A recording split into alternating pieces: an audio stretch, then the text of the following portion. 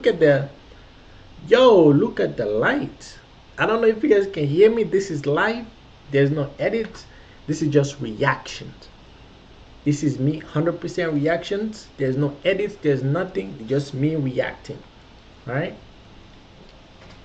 So I'm putting this because I need to hear my laughter when I put my laughter or the giggles. Yes, I want to hear them so I can understand that. So one of my first topic I'll talk about today is LeBron James and Stephen A. Smith. As much as I think LeBron James is the GOAT, as much as I always prefer LeBron James to be the number one players, but I also respect what Stephen A. Smith does in the media. Some people don't like what Stephen A. Smith like to say, but I actually think sometimes, he's reasonable. He's an adult male. He have his opinion. You can have your opinion as well. If you don't like it, you can, he's gonna give you the chance and the opportunities to disagree. Agree to disagree. You can have, exchange and stuff like he does not afraid of it. That's one of the things I appreciate about Stephen A. Smith and stuff like that. So I was watching the game. I think was it against the Knicks? Yes, I think it was LA against the Knicks. I was watching that game. I don't think they showed that part where Stephen A. Smith was where LeBron James went to confront Stephen A. Smith. I don't think they showed on the TV, but people on the arena recorded the thing and they showed it. So LeBron James was not kind to Stephen A. Smith, confront Stephen A. Smith because of what Stephen A. Smith have said in the past. Personally, to me, I think what LeBron James has done has he did a disservice to Bronny James, because now everybody's gonna be looking at Bronny sideways, even in the locker room. Oh, whenever someone say this, Daddy's gonna come and rescue you. Daddy's gonna come and step in. Daddy's gonna come and do this.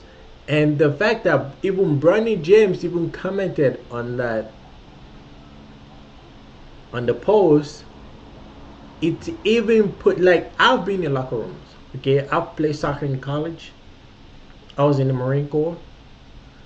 I've been in a situation where it's like, as an adult, because Bronny's an adult, he's 20 years old right now, I think. You have to handle every situation by yourself. Your mom and dad cannot come and handle your situation and fight your battles for you. They cannot do that. Even though they are your parents, they cannot do it. You have to fight your battles for yourself.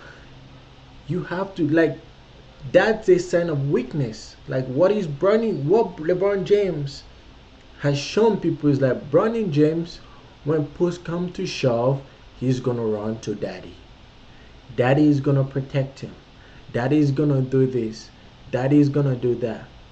Even in the locker room, anybody who's been in the locker room, it's basically dog eat dog, survival of the fittest. You have to show people in the locker room, I am that guy. I will stand against any and everybody. When it comes to it, I will fight. I will stand for myself. The fact that LeBron James did that, it's wrong. Personally, I don't think what Stephen A. Smith said is wrong, because it's like, yeah, we understand Bronny James is the 55th pick in the league. Like, there's time for him to adjust, get used to the game, become a professional. But at the same time, it's LeBron James' son. And in most people's eyes, the only reason why Bronny James is even in the league because of LeBron James. Once Bronny James was, I understand, a father doing something for his kids, he works so his kids can have a better life. I understand that.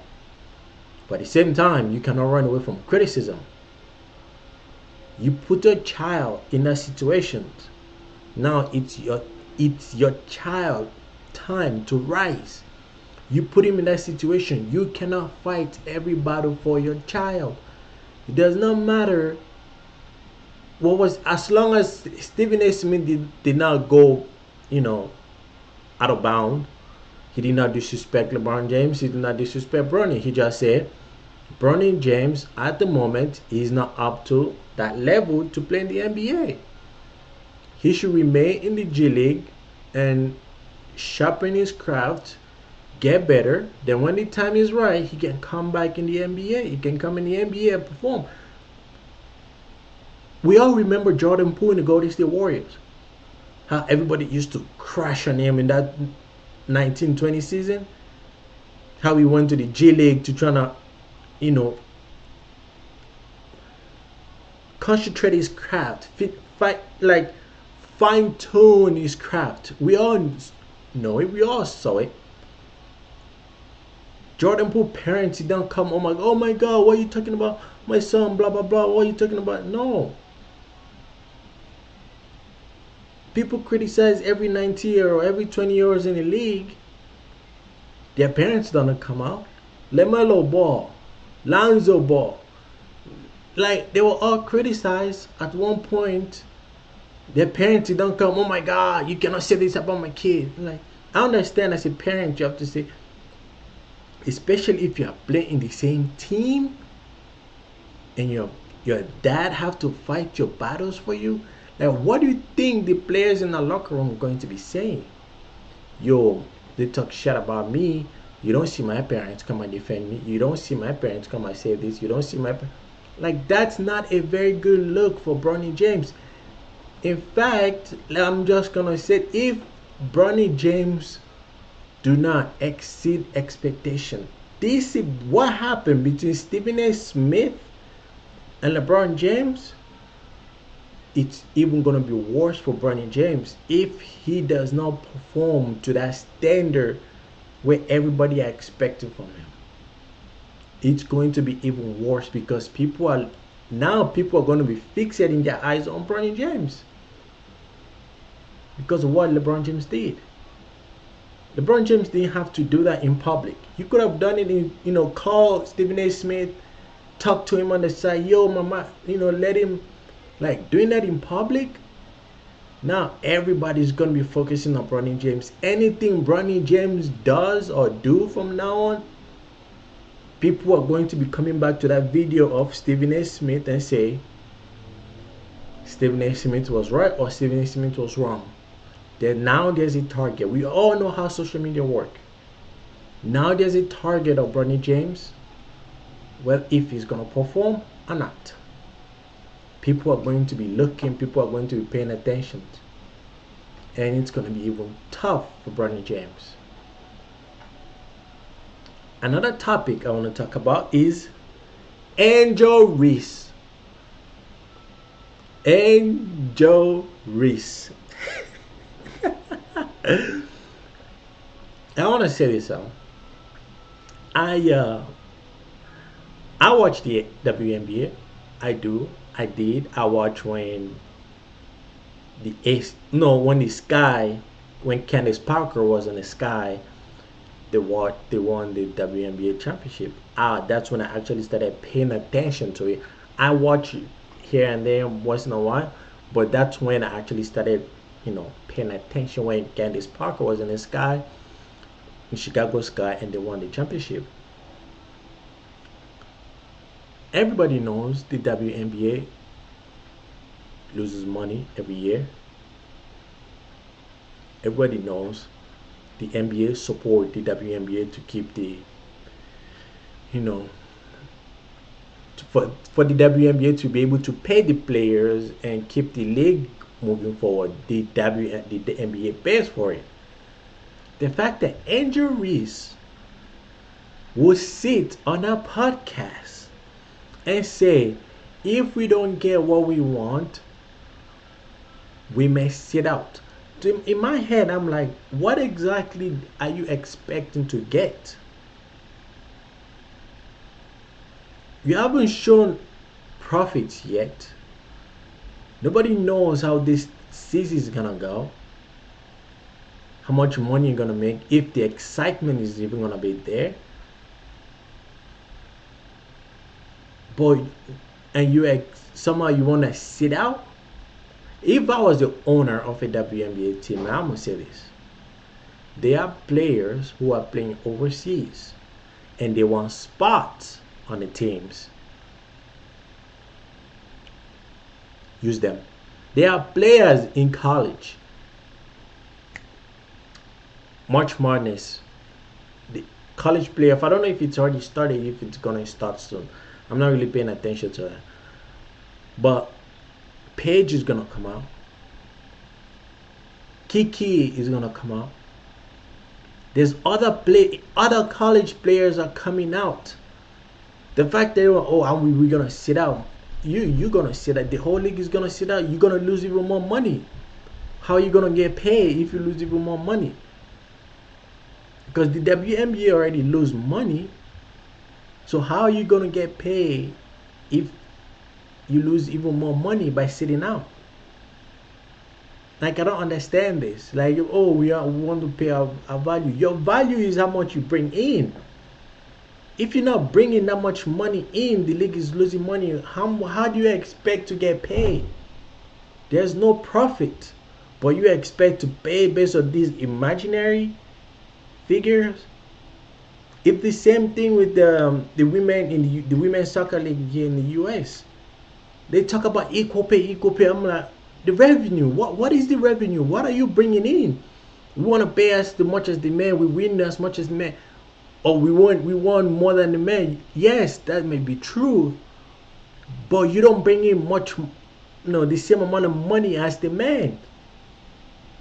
Like, sometimes I think like this delusional with women in the sports, professional women in their craft. It's like you don't bring in much more money, but you expect to get paid as your counterpart.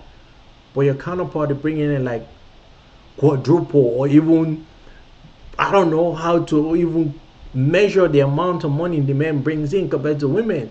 But you want to get paid the same as the man? It's never gonna work. The only reason why Caitlin Clark paid, she's getting much more paid than other players is because the jersey sales, the arena is getting filled, the endorsement. She's making all those things. She's filling out the seats. Angel Reese already, people have like questions when it comes to her games, but now she's talking about sitting out. Like, when people say, oh my god, sometimes Angel Reese put a target on her back. Now when this WNBA season starts, everybody's going to be looking at Angel Reese. Have you improved from last season? Is your game improved from last season? Are you just going to be struggling to make like 30% from the field when you only shooting layups and get a rebound, and your shooting percentage is below Caitlin Clark, who shoots from 20 feet, 30 feet? Are you going to improve? So that's another target she's putting on her back without even knowing it. I don't understand how these people can say, oh my god, why am I getting criticism? But at the same time, they turn in and see all this outlandish stuff without even thinking, but then wonder why they get criticism. Like, oxymoronic. But yeah. But yeah, that's what I wanted to say today. That was my reaction for today. I think LeBron James just put a target on Bronny James, because everything Bronny James does, now everybody's going to be fixated on him. Angel Reese, same thing. Everybody's going to be looking at, have your game improved? Can you shoot from 20 feet? Can you handle the ball? Can you, do odd little bits in the game? Now it's another target. Now everybody's going to be claiming racism. Oh, it's racism against Angel Reese. No, it's internet, social media. People are always going to find a reason to hate, to talk trash about you. Stop giving people material. And she keeps giving. I understand she have a podcast. She want to be talking. She want to do this. She want to have like this controversial thing, topic, so people can pay attention to her podcast. But at the same time, She's putting target on her back. Not everybody's gonna be talking. Not everybody's gonna be saying this. Not everybody's gonna just sometimes I don't understand this professional athlete, but it is what it is. That's what I wanted to say for today. And please don't forget to like and subscribe before you go. I appreciate it very much. And thank you. And I'll see you next time. What is it? Yeah.